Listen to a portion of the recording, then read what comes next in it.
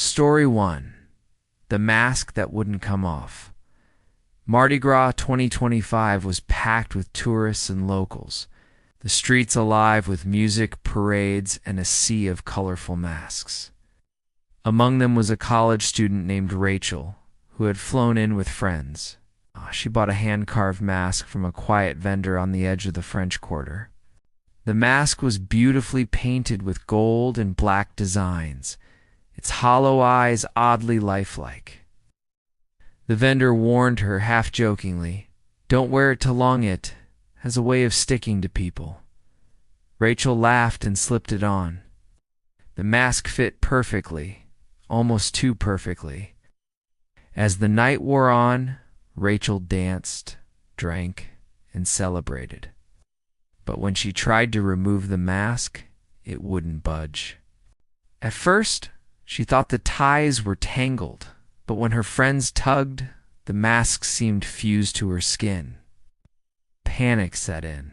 Her face felt like it was burning, the mask tightening with each passing hour. They rushed her to an emergency tent, but when doctors tried to cut it off, the blade snapped as if the mask were made of steel. Her screams echoed through the night as the mask began to merge, its painted mouth curling into a sinister grin. By morning, Rachel was gone.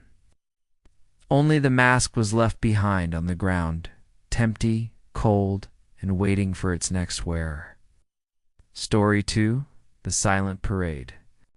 One of the highlights of Mardi Gras is the Grand Parade, with floats rolling through the streets, music blaring, and beads flying through the air.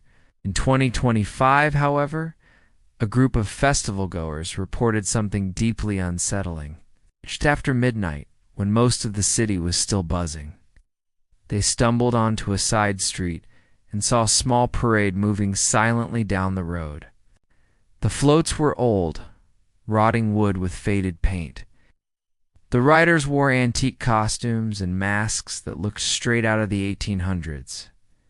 There was no music. No cheering, only the sound of creaking wheels and shuffling feet.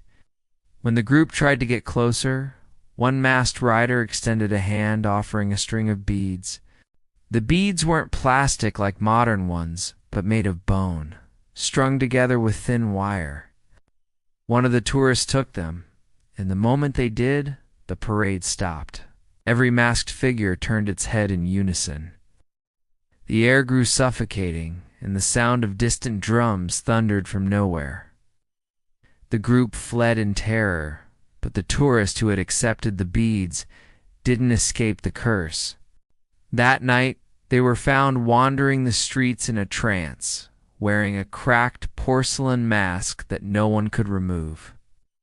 Some say the silent parade still moves through hidden streets every Mardi Gras, searching for new souls to join their endless march.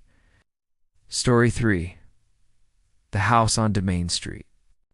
Locals in New Orleans know to avoid certain houses, especially during Mardi Gras, when the energy of celebration blurs the line between the living and the dead. In 2025, a group of out-of-towners rented a historic house on Dumaine Street for the festival. It was advertised as charming, close to the French Quarter, perfect for parties. But neighbors whispered that no one ever stayed there for long. The first night, they heard footsteps upstairs, though no one was there. On the second night, they woke to find their luggage rearranged, masks placed neatly at the foot of their beds. By the third night, things turned violent. One of them, Jason, woke screaming, claiming that a figure in a jester costume was sitting on his chest, pressing the air from his lungs. Others saw shadows crawling along the walls, bending in impossible shapes. They decided to leave, but when they opened the front door, the street outside was gone. Instead, they stood face to face with a Mardi Gras parade frozen in time. Dozens of masked figures stared silently, their faces pale, their eyes hollow.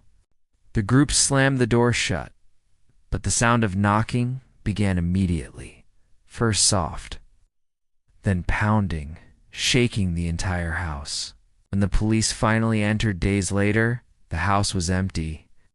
All that remained were scattered beads, torn costumes, and a single note scratched into the wall. We never left the party.